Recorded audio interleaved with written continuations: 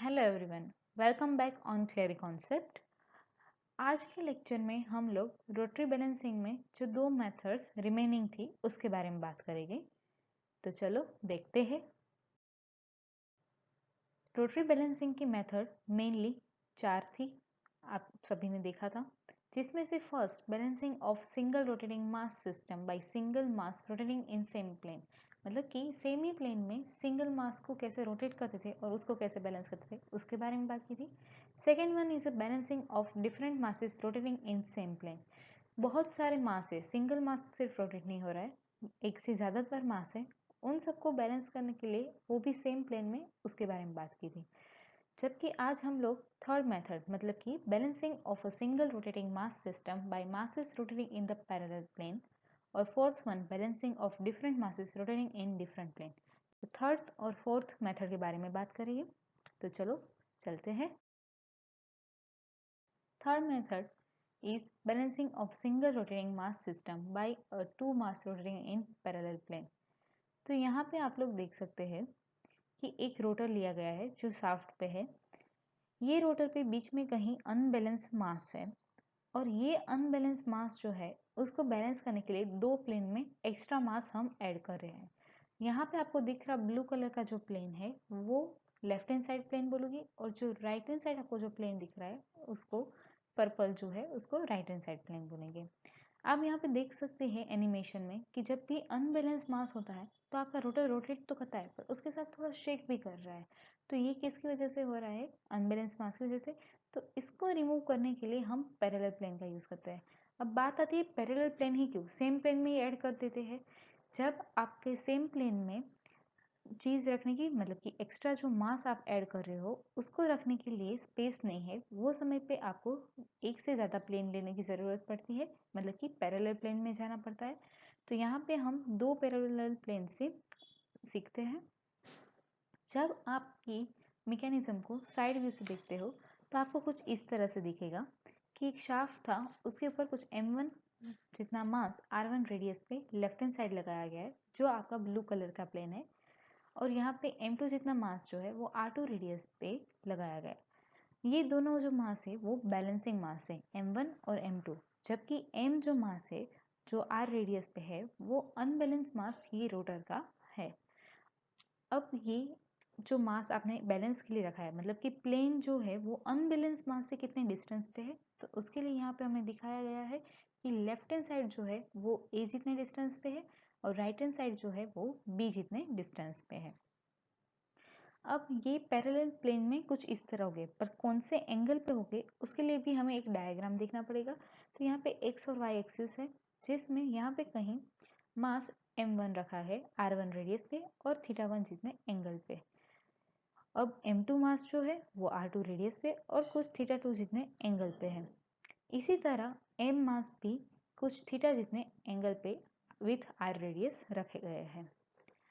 अब कितना मास हमें ऐड करना है, मतलब कि m1 और m2 की वैल्यू क्या होनी चाहिए, इनकी रेडियस क्या होगी और कौन से एंगल पे ये होगा, या कौन सी जो आपका डिस्टेंस है a और b वो कितना होगा, उसके बारे में बात करते हैं। तो यहाँ पे आप लोग देख सकते हैं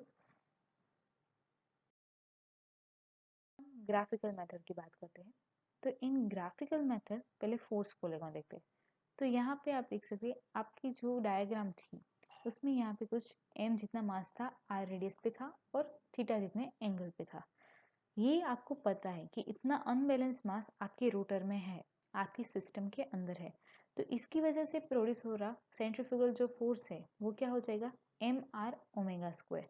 पर यहाँ पे ओमेगा स्क्वायर जो टर्म है वो सब में कॉमन होने की वजह से हम उसको रिमूव करते हैं, तो सिर्फ आप सेंट्रीफ्यूगल फोर्स को एम आर बोल सकते हैं। और ये एम आर का जो मैग्नीट्यूड है वो फ्रॉम द वर्टिकल यहाँ पे आप ड्रॉ कर रहे हैं थीटा एंगल पे, तो कुछ इस तरह से दिखेगा। तो यहाँ पे एरो का जो लेंथ है वो आपको दिखा रहा है कि आपका मास m की वजह से प्रोड्यूस हो रहा सेंट्रीफ्यूगल का मैग्नीट्यूड, और ये डायरेक्शन बता रही है कि सेंट्रीफ्यूगल फोर्स जो प्रोड्यूस हुआ है वो कौन सी डायरेक्शन में है। अब हम बात करते हैं m1 m2 मास की, पर इसमें 6 टर्म आपको पता नहीं है, तो इसमें से कोई भी एटलीस्ट 4 टर्म आपको पता होगी तो इजीली आप फोर्स पॉलीगॉन ड्रॉ कर सकते हैं। 4 नहीं तो 3 तो एटलीस्ट पता होना चाहिए। तो यहाँ पे हम मान के चलते हैं कि आप लोगों को m1 मास कुछ r1 रेडियस पे है और θ1 जितने एंगल पे है ये पता है आपको, तो आप क्या करोगे, m1 और r1 पता है और ओमेगा भी पता है, तो उसकी फोर्स की एक वैल्यू मिल जाएगी और आपको theta angle from the vertical पता है, तो वर्टिकल से θ1 जितना एंगल ड्रॉ करते हो और उसके बाद ये मैग्नीट्यूड जो आया है m1 मास की वजह से फोर्स का, उसको ड्रॉ करते हो। अब यहाँ पे आप देख सकते हैं कि आपका जो पॉलीगॉन है वो अभी भी क्लोज नहीं हुआ है, मतलब कि आपकी सिस्टम जो है वो बैलेंस नहीं है। तो हम अब बात करते हैं जो m2 मास है जो सिस्टम को बैलेंस करने के लिए ऐड किया गया है। तो ये जो m2 मास है वो कुछ r2 जितनी रेडियस पे और θ2 जितने एंगल पे फ्रॉम द वर्टिकल है। तो यहाँ पे आपको θ2 पता है, तो आप क्या कर सकते हैं, फ्रॉम द वर्टिकल θ2 जितना एंगल बनाते हो और ये एंगल से आप एक लाइन ड्रॉ करते हो जो आपके दोनों मास को टच करती है और क्लोज पॉलीगॉन बनाती है। जैसे कि आप यहाँ पे देख सकते हैं कि एक लाइन ड्रॉ की है, ये लाइन आपके पॉलीगॉन को क्लोज करती है। तो ये लाइन को आप मेजर करके m2 मास की वजह से प्रोड्यूस हो रहा सेंट्रीफ्यूगल फोर्स को इजीली काउंट कर सकते हैं। अब हम बात करते हैं ग्राफिकल मेथड में कपल पॉलीगॉन बनाने की।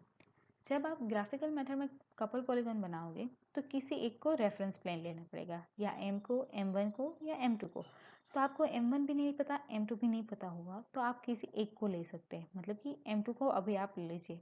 पर यहाँ पे सिर्फ 2 मास होने की वजह से आपका जो कपल पॉलीगॉन है वो क्लोज नहीं बनेगा, इसलिए कपल पॉलीगॉन है यहाँ पे बन सकता है पर वो सिर्फ एक स्ट्रेट लाइन आएगी, इसलिए हम ऐसा मानते हैं कि couple polygon not possible in rotating plane जब पैरेलल में हो और 2 मास से ही आप उसको बैलेंस कर रहे हो। 2 से ज़्यादा होगी तो आप कपल पॉलीगॉन भी ड्रॉ कर सकते हो। हम बात करते हैं एनालिटिकल अप्रोच की। तो यहाँ पे आप लोग देख सकते हैं कि जब भी हम एनालिटिकल की बात करते हैं तो 2 कंडीशन तो आपके माइंड में होनी चाहिए कि जितना भी सिस्टम में फोर्स लग रहा है इक्वल टू 0 होगा और उसकी वजह से प्रोड्यूस हो रहा जो मोमेंटम है वो भी 0 होना चाहिए। तो यहाँ पे आप देख सकते हैं summation f is equal to 0, summation m is equal to 0। अब बात करते हैं आपकी जो सिस्टम आपने थी कि m1, m2 और m जितना मास है। अब यहाँ पे फोर्स की बात करें तो ये तीनों जो मास है उसकी वजह से जो प्रोड्यूस हो रहा फोर्स होगा, तो m1 मास की वजह से कुछ सेंट्रीफ्यूगल फोर्स Fc1 जितना प्रोड्यूस हो रहा है, m2 मास की वजह से कुछ Fc2 जितना सेंट्रीफ्यूगल फोर्स प्रोड्यूस हो रहा है और m मास की वजह से भी Fc जितना कुछ सेंट्रीफ्यूगल मास प्रोड्यूस हो रहा है, और ये तीनों फोर्स का समीशन इक्वल टू 0 होगा तभी आपकी सिस्टम है वो बैलेंस की जाएगी। तो यहाँ पे हम इक्वेशन राइट करते हैं कि Fc1 Fc2 plus Fc is equal to 0 होगा, और इनकी वैल्यू जब आप रखते हो तो क्या हो जाएगा, वन प्लेन में रहा गया मास, मतलब कि आपका जो लेफ्ट हैंड साइड प्लेन था उस पर रखा गया मास m1 की वजह से प्रोड्यूस हो रहा centrifugal force m1r1 omega square, इसी तरह बाकी के दोनों का इक्वल टू 0 हो जाएगा। अभी आप लोग को सिर्फ एम आर की वैल्यू पता है, तो आप एम आर को किसी एक साइड ले चले और m1r1 plus m2r2 equal to minus M R हो जाएगा। अब बात हम करते हैं कपल की या मोमेंटम की। यहाँ पे मैं लेफ्ट हैंड साइड कपल ले रही हूँ, मतलब कि जो भी प्लेन पे आप कपल ले रहे हो वो प्लेन का मोमेंटम 0 हो जाता है। आप उसको राइट हैंड साइड भी ले सकते हो।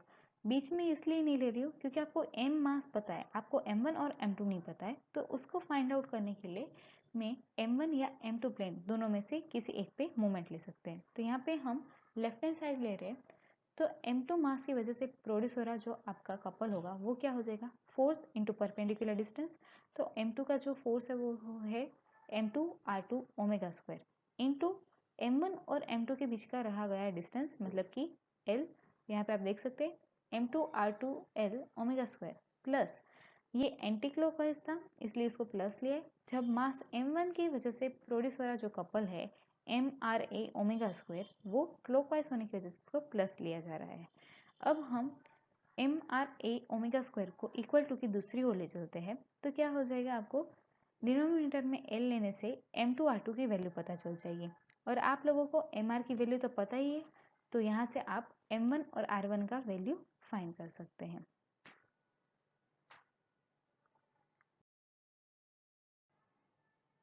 अब हम लोग फोर्थ मेथड के बारे में बात करते हैं, रोटरी बैलेंसिंग मेथड नंबर 4।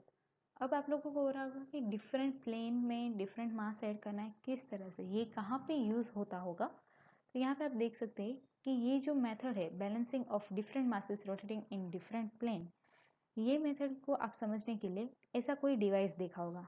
एक ही शाफ्ट पे नंबर ऑफ डिवाइस रखे गए हैं, जिसमें से कुछ डिवाइस है उसका मास यूनिफॉर्म नहीं होता, उसकी वजह से वो अनबैलेंस मास की वजह से अनबैलेंस फोर्स क्रिएट करते हैं, और ये अनबैलेंस फोर्स जो है पूरे सिस्टम के लिए हानिकारक है। तो ये जो सिस्टम है उसको बैलेंस बनानी है तो आपको कुछ एक्स्ट्रा मास ऐड करना पड़ेगा। पर आप जो ये एक्स्ट्रा मास ऐड करने वाले हो वो कौन से प्लेन पे होना चाहिए, क्या वही जो चीज़ है मतलब कि आपका जो डिवाइस है उसके ऊपर ही लगा दीजिए या उसके बाजू में कहीं और लगाया जाए। ये सारे क्वेश्चन का आंसर आपको ये फोर्थ मेथड में मिलेगा। यहाँ पे आप दूसरा डायग्राम भी देख सकते हैं जिसमें एक शाफ्ट के ऊपर नंबर ऑफ प्लेट्स लगी है। यहाँ पे 4 प्लेट लगी हुई है। तो ये जो प्लेट है उसका मास डिफरेंट है, कोई बड़ी है तो कोई छोटी है। यहाँ पे कहीं पे भी थोड़ा भी अनबैलेंस मास होने की वजह से जो फोर्स प्रोड्यूस हो रहा होगा वो पूरी शाफ्ट को इफेक्ट करता है और आपकी पूरी सिस्टम अनबैलेंस हो जाती है। तो उसको बैलेंस बनाने के लिए भी ये यूज़ होता है। मेनली जो गैस टरबाइन है उसमें बहुत सारी प्लेट्स होती है और वो भी कुछ बड़ी होती है कुछ छोटी होती है, इस तरह का उसका पूरा स्ट्रक्चर होता है। तो ये जो स्ट्रक्चर है उसमें अनबैलेंस मास है उसको रिमूव करने के लिए यही मेथड यूज़ किया जाता है। तो अब यहाँ पे हम एक एक्सिस लेते हैं और ये एक्सिस के ऊपर इसको हम शाफ्ट मान के चलते हैं।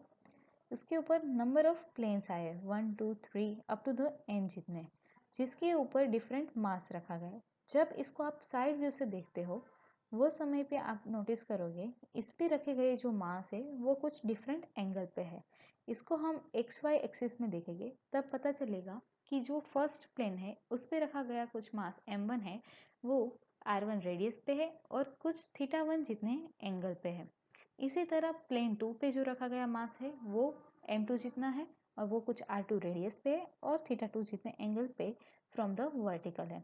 इसी तरह थर्ड और n up to the n जितने मासेस है वो कुछ रेडियस पे है, इसका कुछ मास है और डिफरेंट एंगल पे रखे गए हैं। अब ये सारे जो मास है वो अनबैलेंस फोर्स क्रिएट कर रहे हैं। ये अनबैलेंस जो फोर्स है उसको बैलेंस बनाने के लिए आप लोगों को एक्स्ट्रा मास ऐड करना पड़ेगा। पर ये जो एक्स्ट्रा मास आप ऐड करने वाले हो वो क्या ये जो प्लेन दिखाए गए उस पर करोगे या फिर आप एक्स्ट्रा प्लेन ऐड करते हो और उसके ऊपर करते हो। तो यहाँ पे हम एक्स्ट्रा प्लेन ऐड करते हैं और उसके ऊपर डिफरेंट मास ऐड करेंगे। तो यहाँ पे मैं 2 प्लेन लेती हूँ, एक 0 प्लेन और एक n+1 प्लेन, जिसके ऊपर मैं एक्स्ट्रा मास ऐड करूँगी जिससे आपका अनबैलेंस सिस्टम बैलेंस बन जाए। अब यहाँ पे हम बात करते हैं कि जब मोमेंटम लेना होगा तो आपको डिस्टेंस पता होना चाहिए कि कितने मास के बीच में कितना डिस्टेंस है। तो यहाँ पे मैं 0 प्लेन को रेफरेंस प्लेन लेती हूँ जहाँ से मैं सारी डिस्टेंस मेज़र करूँगी। अब आप जब ये सारे मेज़र डिस्टेंस कर रहे हो तो आपको पता कैसे चलेगा कि कौन सा प्लेन को रेफरेंस प्लेन लेना चाहिए। तो यहाँ पे आप नोटिस कर सकते हैं कि first second third up to the end जितने भी प्लेन है वो सारे का आपको मास रेडियस थीटा पता है, पर आपको सिर्फ 0 और n+1 मतलब कि 2 प्लेन के ऊपर रखे गए मास और उसका रेडियस और थीटा नहीं पता है। तो आप इजीली यहाँ से जो चीज़ नहीं पता है, जो प्लेन की सारी चीज़ें नहीं पता है उसमें से कोई एक प्लेन को रेफरेंस प्लेन ले लीजिए जिससे आपकी कुछ टर्म्स है वो एलिमिनेट हो जाएगी। तो यहाँ पे 0 प्लेन को रेफरेंस प्लेन लेते हुए फर्स्ट प्लेन और 0 प्लेन के बीच का रहा डिस्टेंस वो क्या हो जाएगा x1, सेकेंड और 0 प्लेन के बीच में रहा आपका डिस्टेंस x2 और 0 प्लेन मतलब कि रेफरेंस प्लेन और थर्ड के बीच का रहा डिस्टेंस x3। इसी तरह n जितने नंबर्स ऑफ प्लेन का कुछ डिस्टेंस xn जितना और n+1 को भी हम 0 प्लेन से मेज़र करते हैं तो वो क्या हो जाएगा आपका xn+1 हो जाएगा।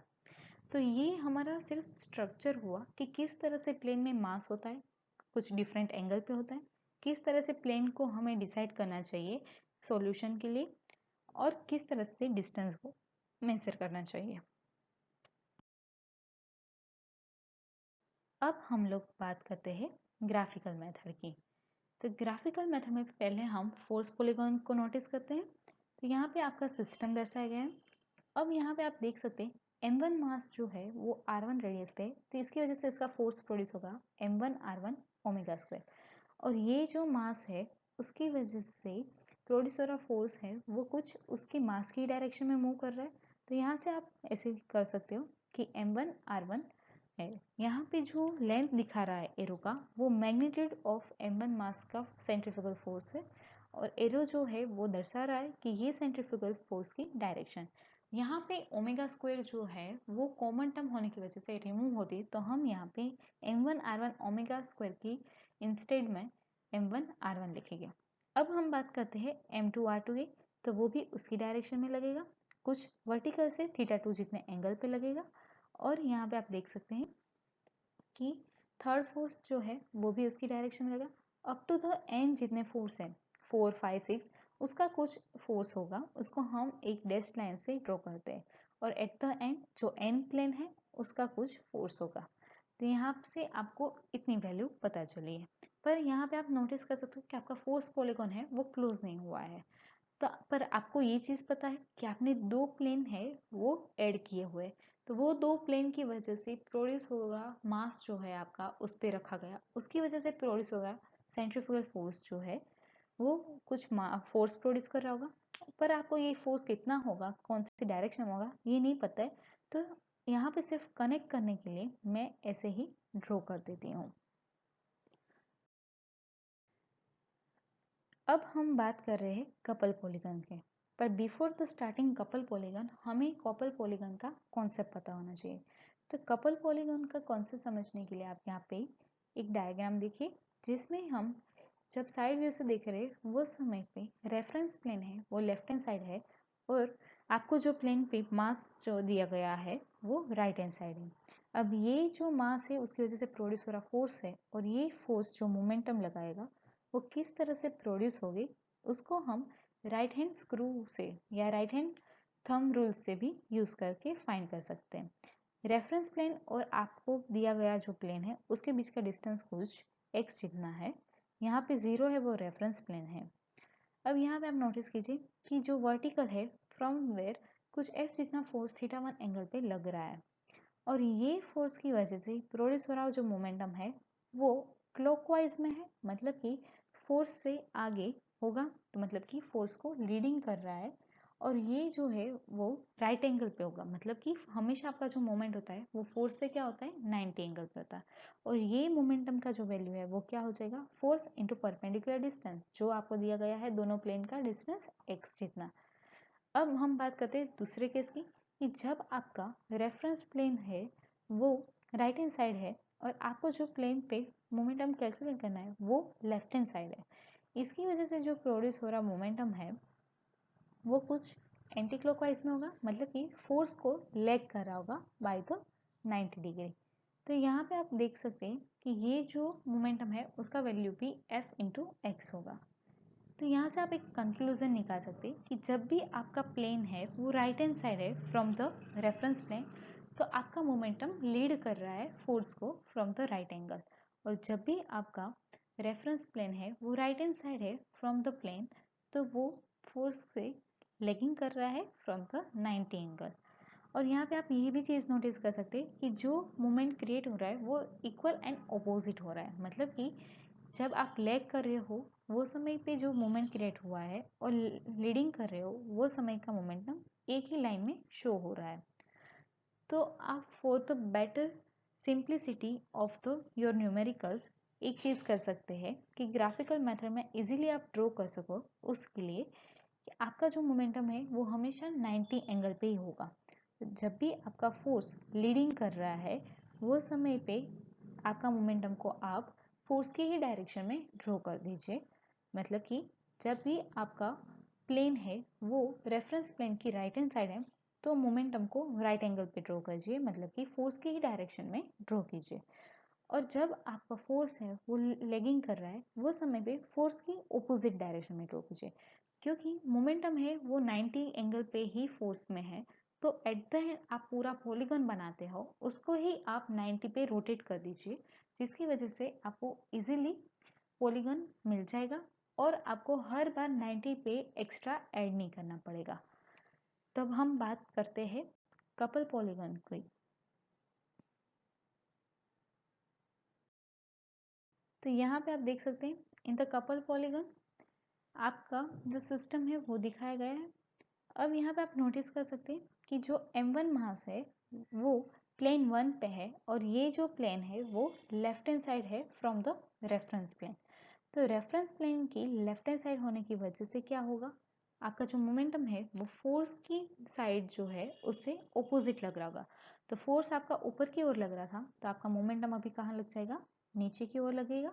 और ये मोमेंटम का जो लेंथ दिखा रहा है वो क्या है, मोमेंटम का मैग्नीट्यूड है, जो होगा आपका m1r1 x1, क्योंकि आप रेफरेंस प्लेन से फर्स्ट प्लेन तक गए हो तो उसका डिस्टेंस तो x1 इंटू ओमेगा स्क्वायर। यहाँ पे ओमेगा स्क्वायर कॉमन होने की वजह से हम उसको रिमूव करते हैं। अब आप देख सकते हैं कि जो m2 मास है वो भी सेकेंड प्लेन पे है और वो भी left hand side from the reference plane है। तो जो भी आपका फोर्स है उसके विरुद्ध मतलब कि ओपोजिट डायरेक्शन में आप ड्रॉ करेंगे तो यहाँ पे उसका वैल्यू भी आ जाएगा m2r2x2। इसी तरह हम थर्ड का करते हैं और अप टू द n जितने भी कपल मोमेंट क्रिएट हो रहे वो सबका आ जाएगा। अब mn rn xn की बात करते हैं तो यहाँ पे आप नोटिस कर सकते हैं कि जो आपका मास mn है वो n प्लेन पे है और ये जो n प्लेन है वो right hand side from the reference plane है। इसकी वजह से ये फोर्स की ही डायरेक्शन में दिखाया गया है। अब भी आपका कपल पॉलीगन जो है वो क्लोज नहीं हुआ है, तो ये कपल पॉलीगन को क्लोज करने के लिए आपके पास दो होने चाहिए, 0 का और n+1 का। तो क्या नहीं, आपका जो जीरो प्लेन है वो रेफरेंस प्लेन है और जो रेफरेंस प्लेन है वहाँ पे कोई मोमेंटम नहीं लगता है क्योंकि आप सारे मोमेंटम वहीं से शुरू कर रहे हो, वहीं से क्रिएट किए जा रहे हैं, तो वो प्लेन की मोमेंटम नहीं गिनी जाती। तो यहाँ से आप एक ही लाइन को ज्वाइन करोगे और ये लाइन जो है आपको शो करती है कि n+1 जो है उसकी वजह से कितना कपल प्रोड्यूस हुआ होगा, मतलब कि m(n+1) r(n+1) x(n+1) जितना कुछ कपल आपका प्रोड्यूस हुआ होगा। और इसको आप जब वर्टिकल से लेके एंगल मेजर करते हैं तो आपको θn+1 भी मिल जाएगा। और यहाँ पे आपको xn+1 भी पता होने की वजह से आप इजीली mn+1 rn+1 का वैल्यू फाइंड कर सकते हैं। अब हम फोर्स और कपल पॉलीगॉन को सामने रखते हैं और दोनों को कंपेयर करते हैं। तो यहाँ पे आप नोटिस कर सकते हैं कि आपका जो mn+1 rn+1 xn+1 था वो मिल चुका है, मतलब कि आपको n+1 जो आपका प्लेन था उस पर रखा गया मास, उसकी वजह से प्रोड्यूस हो रहा फोर्स और कौन से एंगल पे रखना है वो पता चल गया है। अब यही वैल्यू जो है mn+1 rn+1 की, उसको हम फोर्स में यूज़ कर लेते हैं तो क्या हो जाएगा, आपको सिर्फ m0 r0 का ही वैल्यू नहीं पता है और ये m0 r0 का वैल्यू वो लाइन को ज्वाइन करने से आपको वो फोर्स की वैल्यू मिल जाएगी। मतलब कि जीरो प्लेन पे रखे गए मास का फोर्स इजीली मिल सकता है एंड फ्रॉम द वर्टिकल आप उसको जब मेजर करोगे तो आपको θ0 एंगल भी मिल जाएगा। तो ग्राफिकल मेथड से आप इजीली mn+1 rn+1 मतलब कि n+1 पे रखे गए मास का फोर्स और एंगल और जीरो मतलब कि रेफरेंस प्लेन पे रखे गए मास और फोर्स का वैल्यू इजीली आपको मिल जाता है और एंगल भी मिल जाता है। अब हम लोग बात करते हैं एनालिटिकल अप्रोच की। एनालिटिकल अप्रोच में मैंने पहले भी आपको बताया था कि ये सबसे ज़्यादा यूज़ होती है कंपेयर टू ग्राफिकल मेथड, क्योंकि ग्राफिकल मेथड में एक्यूरेसी बहुत कम होती है कंपेयर टू एनालिटिकल मेथड, तो हम ज़्यादातर ये यूज़ करते हैं। तो अब एनालिटिकल मेथड समझने से पहले आपको एक डायग्राम मतलब कि टेबल बनाना पड़ेगा। तो यहाँ से आप देख सकते हैं कि मैंने एक टेबल बनाया हुआ है जिसके अंदर प्लेन, मास, रेडियस, डिस्टेंस, एंगल सारी चीज़ें कवर अप होगी कि आपकी जो सिस्टम है उसके अंदर कितने प्लेन हैं और वो प्लेन पे कितना मास रखा गया है, कौन से रेडियस पे है, कौन से डिस्टेंस पे है और कौन से एंगल पे है, ये बताया जाएगा।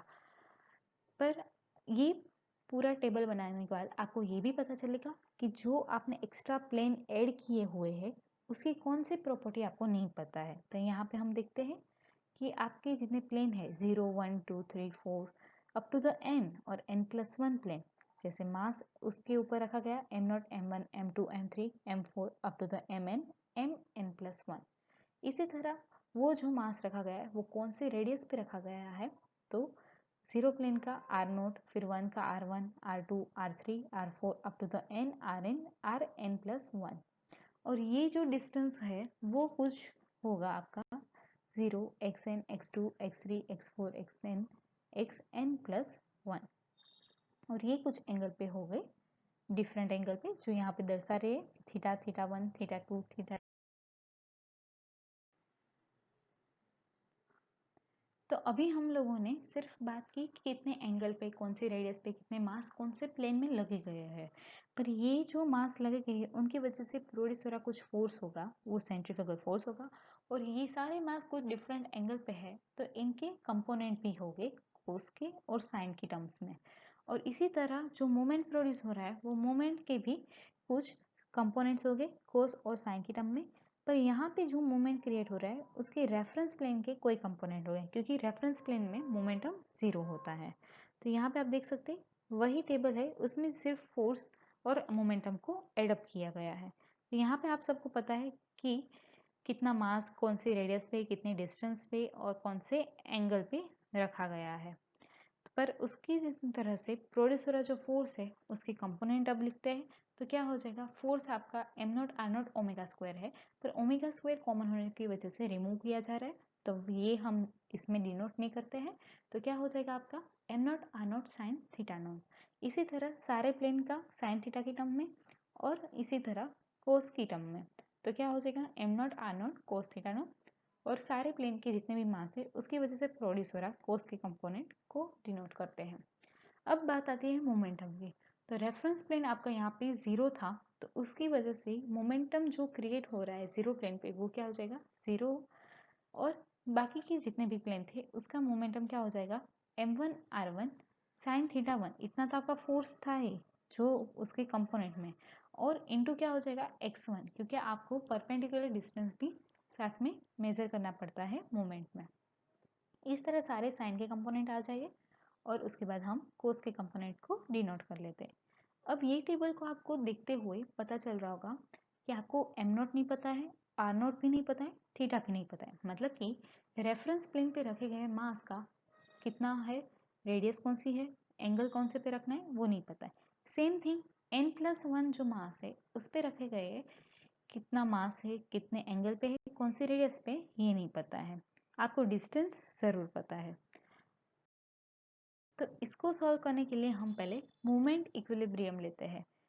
तो आप सभी ने देखा होगा मोमेंट इक्विलिब्रियम क्या डिनोट करता है कि summation of moment equal to 0 होना चाहिए। तो मोमेंट इक्विलिब्रियम लेने का क्या फ़ायदा है, क्योंकि मोमेंट इक्विलिब्रियम में रेफरेंस प्लेन जो 0 है आपका, उस पर लगे हुए मोमेंट क्रिएट नहीं होता है। मतलब कि पूरा आप समेशन करोगे तो आपको सिर्फ n+1 प्लेन पे रखी गई चीज़ें क्या कंपोनेंट्स ही नहीं पता होंगे। तो यहाँ पे कोस के जितने भी कंपोनेंट्स थे मोमेंटम के उसको प्लस करके इक्वल टू 0 किया है।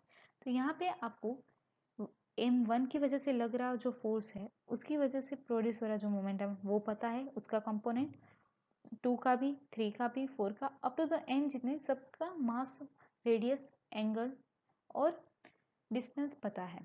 जबकि आप लोगों को सिर्फ यहाँ पे एक ही चीज़ नहीं पता है, वो क्या है आपकी mn+1 वाली नहीं पता है आपको। तो ये जो mn+1 वाली है उसको हम राइट हैंड साइड ले जाते हैं, मतलब कि इक्वल टू की दूसरी ओर ले चलते हैं। तो क्या हो जाएगा यहाँ पे आपका माइनस हो जाएगा mn+1 rn+1 xn+1 और कोस थीटा n+1, जिसमें से आप लोगों को ये इक्वेशन को हम ए बोल देते हैं। इसी तरह हम सेकेंड मतलब कि साइन के कंपोनेंट के बारे में बात करते हैं। तो साइन के कंपोनेंट्स है उसकी वजह से भी एक आपको इक्वेशन मिलेगी, जिसमें भी आपको सिर्फ n+1 पे रखे गए मास की वजह से प्रोड्यूस हो रहा जो कपल है वही नहीं पता है। तो उसको हम राइट हैंड साइड ले लेंगे, इसकी वजह से वो माइनस हो जाएगा और ये इक्वेशन को हम लोग बी बोल देते हैं।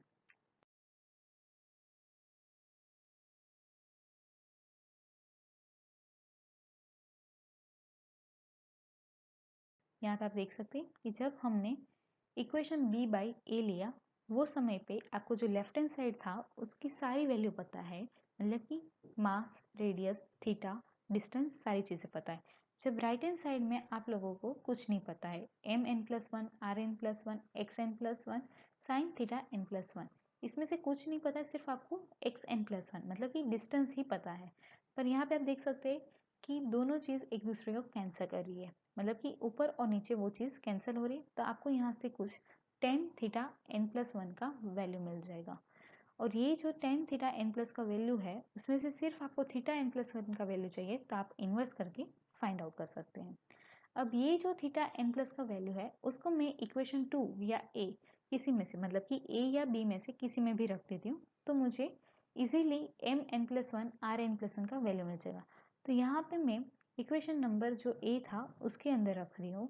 तो जब ये थीटा n+1 का वैल्यू रख रही हूँ, वो समय पे आप देख सकते हैं कि आपको सिर्फ mn+1 rn+1 का वैल्यू मिल जाएगा जब आप xn+1 और cos थीटा n+1 को डिनोमिनेटर में ले लेंगे। तो इस तरह से हमें n+1 जो है प्लेन, उसके ऊपर रखे गए मास, रेडियस, उसकी वजह से प्रोड्यूस हो रहा फोर्स और एंगल सब पता चल जाता है। अब हमें बात करनी है जीरो प्लेन की, मतलब कि रेफरेंस प्लेन पे रखे गए मास का जो रेडियस कितने पे रखना है, कौन से एंगल पे होगा, तो उसको कैलकुलेट करने के लिए हम फोर्स इक्विलिब्रियम कंडीशन का यूज करते हैं।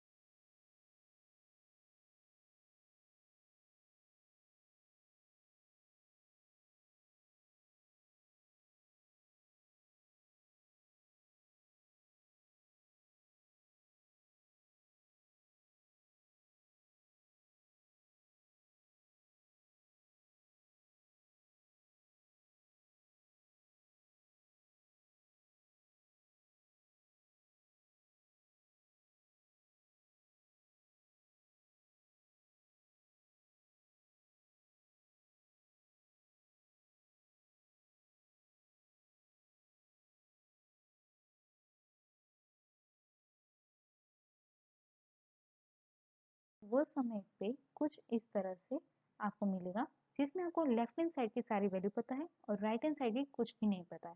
तो आप m0 r0 एक दूसरे को कैंसिल ईच अदर करेगा, तो आपको यहाँ पे tan थीटा नोट का वैल्यू पता चल जाएगा। और ये tan थीटा नोट का जो वैल्यू पता चला है, उसमें से आपको थीटा नोट का वैल्यू फाइंड करना है, तो आप tan इनवर्स करके फाइंड आउट कर सकते हैं। अब ये जो थीटा नोट का वैल्यू है, उसको मैं इक्वेशन सी या डी किसी में भी रख के m0 r0 का वैल्यू फाइंड कर सकती हूँ। तो यहाँ पे मैं इक्वेशन नंबर सी के अंदर ये वैल्यू रखती हूँ थीटा नोट की, तो जिससे मुझे यहाँ पे कुछ इस तरह से इक्वेशन मिलेगी कि साइन थीटा 1 जो था वो नीचे आ जाता है डिनोमिनेटर में, तो यहाँ से आप m0 r0 का वैल्यू फाइंड कर सकते हो। तो इस तरह से हमें एनालिटिकल मेथड से जो आपका रेफरेंस प्लेन था उसके ऊपर भी वैल्यू मिल जाती है। तो इजीली आप ग्राफिकल या एनालिटिकल दोनों से सॉल्व कर सकते हो। अब यहाँ पे आपको ध्यान रखना है कि आपको जो ज़्यादा एक्यूरेसी चाहिए तो आप एनालिटिकल से सॉल्व करें। आपको बोला जा रहा है कि ग्राफिकल से सॉल्व करना है, तो ही आप ग्राफिकल मेथड का यूज़ कीजिए। Hope you like this session.